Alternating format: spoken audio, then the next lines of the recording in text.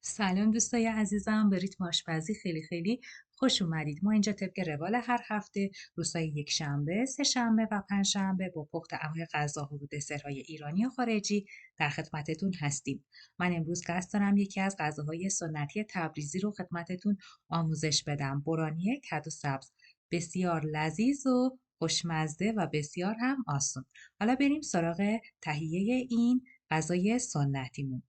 مواد لازم: کدو سبز 1 کیلوگرم، سیب زمینی 3 عدد متوسط، فلفل دلمه 1 عدد، گوجه فرنگی 2 عدد، پیاز 1 عدد، سیر چند حبه، رب گوجه فرنگی 2 قاشق غذاخوری، کره به مقدار لازم، نمک و فلفل سیاه و زردچوبه به مقدار لازم. خب ابتدای امر ما کدوها رو پوست میگیریم و باید این کار رو خیلی ترتمیز انجام بدیم تا هیچ پوستی روی کدوها نمونه. همطور که میبینید من کامل تمیزشون میکنم و بعد ما از وسط نصف میکنیم و به قطعات مساوی میتونیم تقسیمش کنیم.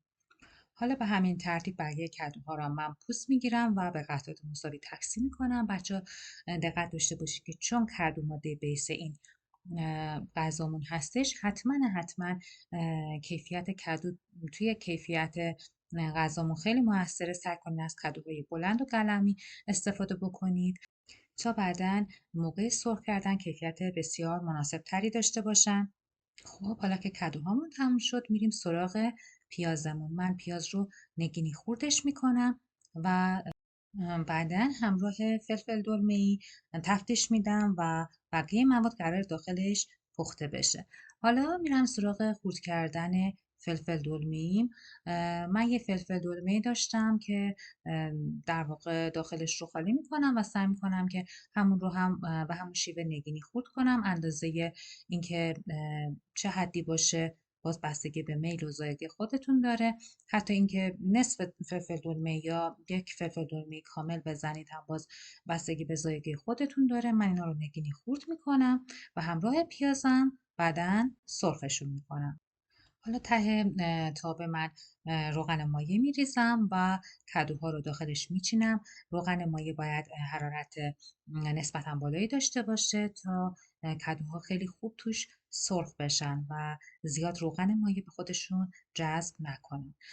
حالا اینکه این سرخ بشه یه مقدار طول میکشه. من در همین اثنا میرم سراغ تهیه بقیه موادم. سیب زمینی که داشتم رو پوست میگیرم و اونو به قطعات دلخواه تقسیم میکنم.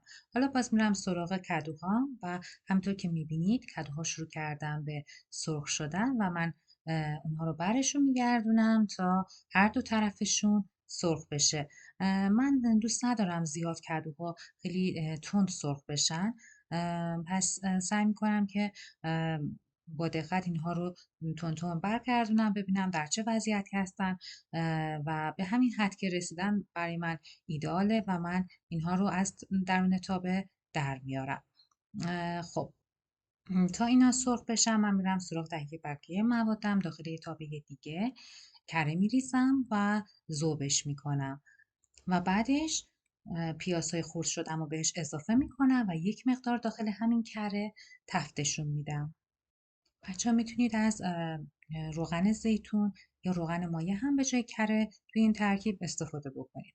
حالا بعد از اینکه پیازهام یه مقدار تفت خوردن، من فلفل دلمه‌ای های خرد شدم و بهش اضافه میکنم و همراه هم دیگه یک مقداری اینها رو تفت میدم.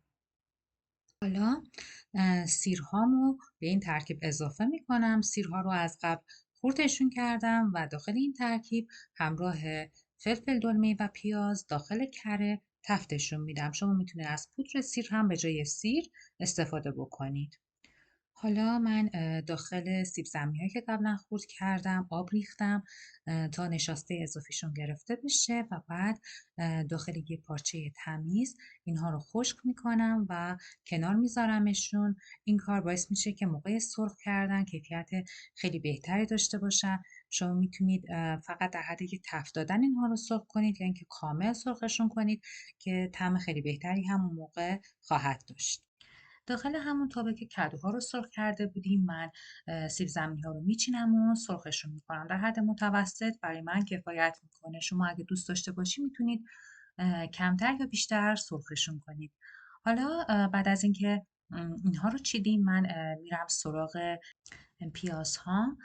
یه ترکیبی از پیاز و سیر و همینطور فلفل دلمه داشتیم. اینا یه مقدار تفت خوردن من بهشون ادویه ها رو میزنم. زردچوبه و نمک داشتیم که بهشون میزنم و تفتشون میدم. توی این مرحله حتی میتونید فلفل سیاه هم بهش بزنید، ولی چون خودش فلفل دلمه داره داخل این ترکیب به نظر من اضافه میشه و یه مقدار اون موقع تندتر میشه. کدوی سرخ شده‌مون رو توی تصویر می‌بینید که من قبلا نشونتون دادم که چطور سرخشون می‌کنیم و الان به این ترکیبمون اضافهشون می‌کنیم. و بعد میریم سراغ سیب زمینیامون. و سیب زمینی بسیار عالی سرخ شدن. ببینید در همین حد باشه تقریبا مناسبه دیگه. کم کم به اون حد ایدالی که مد نظرمون هستش دارن نزدیک میشن و من هر دو طرفش رو سرخ کردم. ببینید به این حد که رسیدن آماده است که بره داخل ترکیبمون. حالا سیب زمینی ها رو هم به این ترکیب اضافه میکنم و حدود 1.5 لیوان بهش آب اضافه میکنم و میذارم با حرارت ملایم بپزه. یه درب هم روش میذارم تا کاملا مخصوص بشه.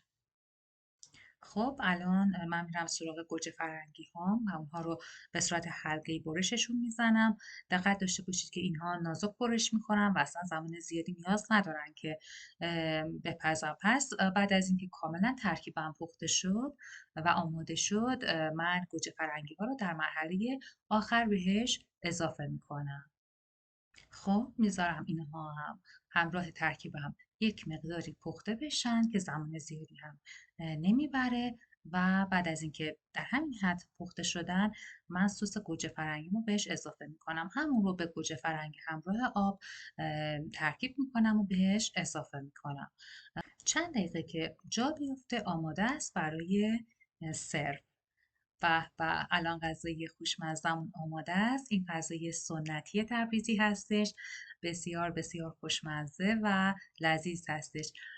بورانی کدو سبز جزو اون غذایی هستش که بسیار طرفدار داره و کافیه فقط یک بار درستش کنید. 100% جزو برنامه غذایی هفتگیتون خواهد بود. اگه از این برنامه خوشتون اومد لطفاً با لایک و سابسکرایب منو حمایت کنید. تا برنامه دیگه خدا نگهدار.